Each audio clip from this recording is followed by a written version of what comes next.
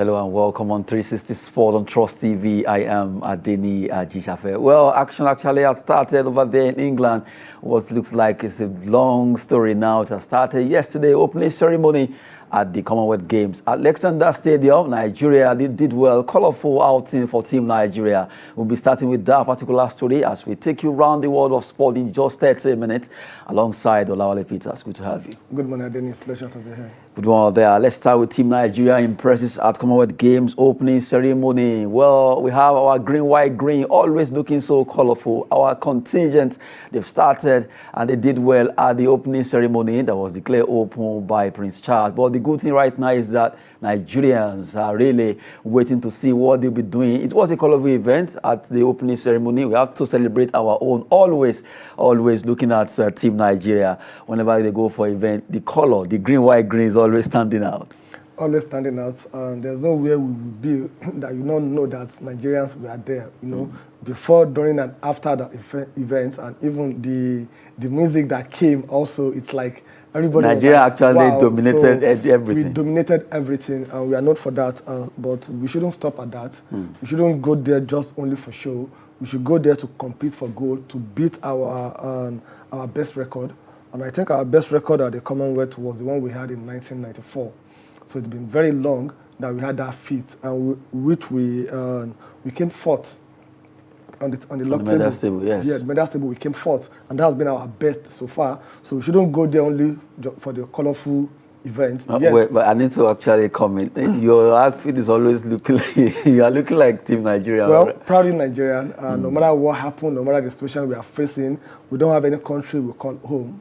If they don't make us happy, we have to make ourselves happy, and that was what they also did yesterday. Some of them are not happy with the situation of things, even in the camp, because there's this discrimination about allowances between the foreign and the home-based athletes. So they have that also, but you're not going to see that in them yesterday.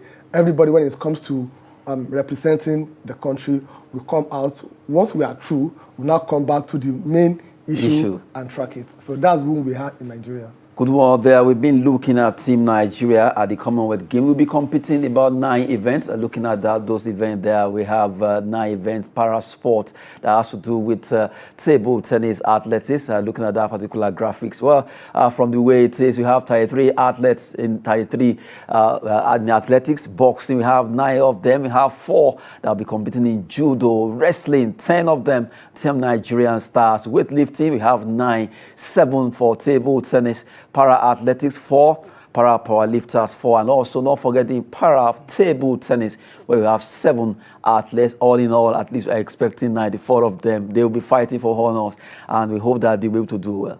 Yeah, no doubt they'll be able to do well. But like I said earlier, we need to improve on our best results. And if you look at the last Commonwealth game that was held in Australia, I think we did very well. And most of our medal came from wrestling. And also para-powerlifting. Powerlifting, where we won 8 medals, 3 gold, 2 silver, and 3 bronze. So that was the highest, followed by, by the wrestling also, in which we won 6, 4 gold, and 2 medals. I think this time around, we're going to do better than that. What do I mean? We're going to the competition with all eyes on horse. We have our own Toby Emotion, who is going there to defend her title, the gold medal she won in 2018. And also, she's going with a world record. Also, either they call it 12.04 or 12.12. She's still the world record holder. And funny enough, she got to the camp early enough. Not because she just finished one competition. She wants to spend more times. No, that means we are ready and really for business. In judo, I think we need to work on it. The last competition, we competed in 8 games. We only won medal in 5 games. So that's table tennis, weightlifting, boxing, athletics. We won medals in those. So the area that we have not been doing very well, it is high time. I don't know the reason why we're not winning medals in swimming. The fact is, they're actually looking at the medal hopeful sport we have hope that yes, in this sport we have much strength. That's why we are going to now. Although 20 events are there slated for the competition, but we are actually going to be competing in 9. We have very good swimmers in Nigeria. Going to the riverine areas, still, just like you said, it's still very surprising that we don't have swimmers listed for this competition. Not that we don't have swimmers, it's all about... Good enough. They are good enough, but we are unable to identify them. So we didn't make the facility available for them to Then practice. we need to go to the Are you telling me grassroots. with all the River Ogun, River Niger, River Osun, River Kaduna, River Benue, and all what we have in Lagos, the Ilajes, the Shekiris, you're telling me that there's none of them that we can start training to give them that technical skills that they need to compete in the world? We have them. Our problem in this country, we don't lack the human resources, just like the same way we don't lack the materials resources in this country. What we lack is the people that can make the managerial resources, the raw materials to make them to be a finished product. That is what we lack. But that we don't have the human resources, we have the human resources, we have the people that can compete in any sport and be among the best. All those that they are winning medal for us and we are clapping, it is on their own individual effort. There is none of them that the federal government will come and tell you that I trace so person from the last Commonwealth Games. We had 13 and 15-year-old from Japan, from China that won medal for them. Now imagine you have someone at the age of 13 and 15 and winning competing, winning medals. You continue to hear the names for a very long time. A long time. So that means they have that avenue, but here in this country, we don't. It is until when you are successful that everybody will start sending congratulatory message to you. So I think we need to change that mindset to make sure that what preparation did we make towards this Commonwealth? Tell me, where did they camp? They are in England. Where did they camp before the competition? Okay, I thought. Okay, I thought you where did they camp before the competition? What before the competition? Before the competition, what preparation did we give to them? Nothing. Some of the foreign base, they even went there with their money. I will settle when you come back. We are used to that. So we need to change all this mentality. We shouldn't be putting too much pressure on them. We put pressure on them to represent us. We put pressure on them to win medal for us. And when they come back, they will not be begging before you pay them their money. Abba. Well, we've been looking at Team Nigeria. The opening ceremony was done yesterday, and now let the fight begin, which has actually started. Looking at the next story that has to do with table tennis. Commonwealth Game 2022, Nigeria faces stiff test in table tennis as battle for medals begins. As that particular battle begins, to let you know that a Nigerian actually started on a very good note. Esther Oribamishe just won her game in table tennis. Esther Oribamishe, they are winning 11-2, 11-3. In our game against the pressure from St. Vincent and Grenadines. Congratulations to Esther Oribamishe. This is just breaking news coming straight to the studio. We'll let you know at least in Nigeria have started for us. Hopefully this will continue to coming from Team Nigeria. Okay, I'm not surprised. If you translate that name, Oribamishe, you know what it really means. So that means it's a good one. We are starting on a good note. And also, I think our table tennis team this time around, we need to try as much as possible to win a gold medal. I recall vividly and I watched the match. That's an Aruna Kodri and a Singapore table tennis, Nino, that they play the final, which Aruna Kodri lost. So that was why we got the silver on the last day. He really tried. So and it's been very long that we won a gold medal in table tennis. 2018, we didn't win it. The last time we won it was in 2010. And it was won by Oputa, which was a para table tennis single that she won the gold. Before, we also had in 2006 by Segun Toriola, the double one, together with Monday that he won. I think this time around, we need to try as much as possible to do what? To increase because we can't continue to be going there from the 4th position that we had in 1994. Between then and now, South Africa has taken over. The last one, we came 9th on the medal table, 2nd in Africa behind South Africa, and they got most of their medals from all these sports that we don't really take serious. Not that we don't have people that can do it, that of can course, represent a lot us, of people. but a lot. Swimming, for example, you see people cutting away about 10, 8, 6 medals in swimming. because we have different category when it comes to that sport. So I think it's a very good one that we've started by winning, and I'm sure we're going to end winning also. So it's a good one to start with. Good one there. Esther Oribamiche just put in Nigeria the woman first game singles. She won that game, and we want to see her continue. And also the remaining ones that will be playing table tennis. That's the first thing they will be facing right now. Although a big one, the likes of Liam Pitford, Nigeria will have to work hard against the England player. Not forgetting Asanka, the Indian player. Already you have to look at Nasaranka. All of them are there. They will be fighting against Nigeria, Team Nigeria in table tennis. We also have to face Ghana, South Africa, and all of them. But right now, Esther Oribamiche actually started well by winning her game there, and we hope that it will continue for Team Nigeria. Table tennis by August 1st or 2nd. They want to see Nigeria on the podium for gold, silver, bronze there. At least we want to see them winning medal for Nigeria. Right now, table tennis actually started on a very good note, and we expect Team Nigeria to continue to dominate whichever sport they are competing. Now we move away from there. Let's quickly look at some matches that was played just yesterday over there, the Nationwide League One. Nationwide League One, we still have some matches ongoing. And quickly, let's look at the result as it went down across Nigeria in different centers. Pace Setter FC, they defeated Ogbomoso United by 3-2. It was a big one there, a 5-goal thriller between the two teams as it went down in your state. Oluki Cement FC 2-0 against HMK. You have Ensad FC 1. Raleigh FC 0. Alpha, they tried their best, but they couldn't score any goal against ABU Workers, who actually pipped them by a lone goal. Superstar Shaker 1. They lost at home against Clever Warriors. They were very clever to have scored 2 goals away, and they won 2-1. And Azuba FC 3. Mighty Jet Feeders from Plateau State, they have just precisely. They lost that game despite scoring 1. They actually considered extra 3 goals. Yeah, it's good to see 6 matches and 16 goals. There's no drawn matches, so that shows that we are really trying. But the issue I have is, what are the hopes of these players? The players that are playing this league, playing right? This league. What are their hopes? When even from the Nigerian Professional Football League, their senior brothers, they don't have any hope of representing this country because of the way we've changed our mentality when it comes to football or sport in this country. So the reason why they are playing is for recognition, to represent their country, and to make ends meet for themselves. But if you are still subjecting them to be playing under the harsh condition they find themselves in this country, but that's nothing but the truth. If you know how these players survive playing home and away matches, and how much, who is regulating them? Who is really looking into their welfare issue?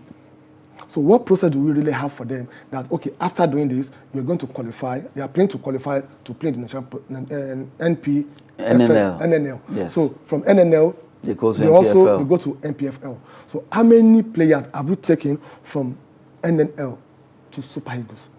Are we saying from all the teams and all the players we have, there's no single one? There's no single one. Just like you have said, that even the NPFL, the senior bros, or brosses, let me use that one, are still, they are yet to even get the opportunity to play. So looking into the NNL, the second tier or the third tier, that is Nationwide League, would be a very big, huge task. So I think it's a very good one, seeing them, they should continue doing what they're doing. And that is why anytime any European club comes for them, irrespective of the amount, just like Arsenal did to Wakali, that they bought him for $50,000.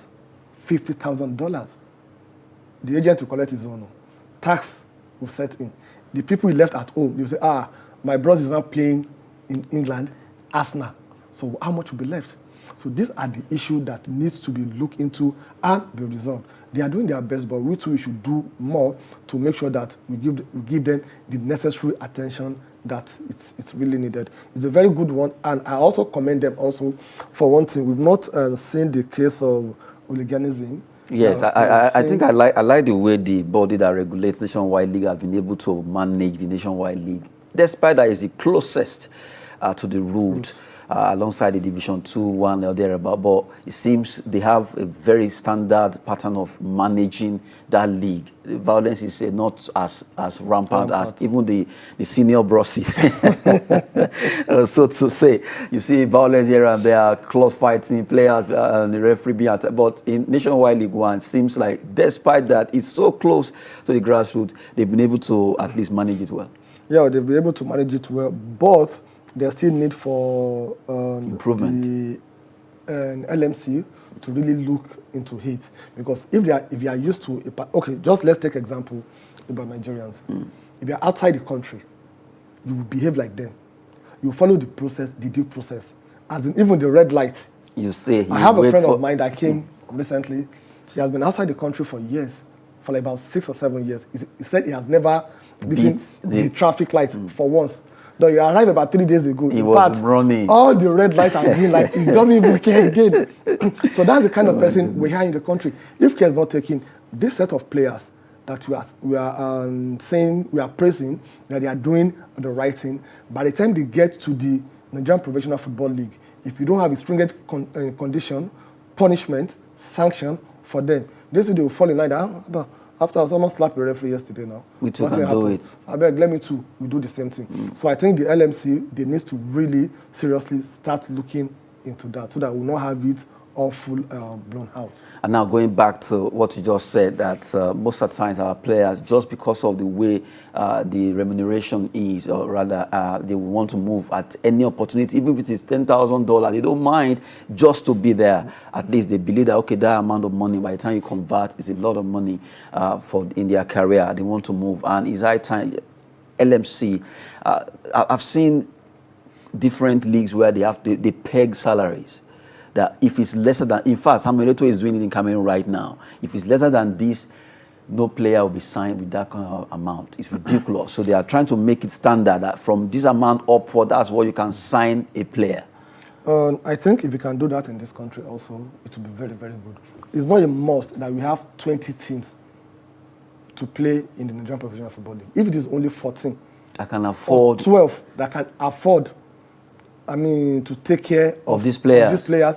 Let them be the one competing. Then the issue of pegging the amount is like having a minimum wage also. The NFL also, they can come with their own minimum base pay for all the players. That okay, if you are signing any players, no matter how low the player, this is the least amount, and for paying them also, this is the least amount. And if they are traveling to play away matches, it is above so kilometers, you have to fly them. Yes. If it is within so kilometers, they can go by road. For example, now, if Remo Star is playing MFM, Lagos to Abeokuta is not far.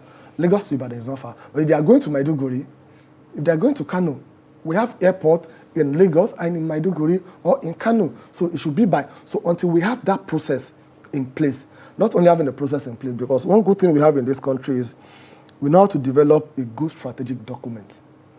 But there won't be implementation, there won't be monitoring, and there won't be sanction, evaluation, and assessment. So once you have a process in place, that is now your strategic document, you need to have a team that their own is to monitor the implementation of that process. Someone needs to look at it that, okay, Remo traveled yesterday, they went to Kano. They went by road.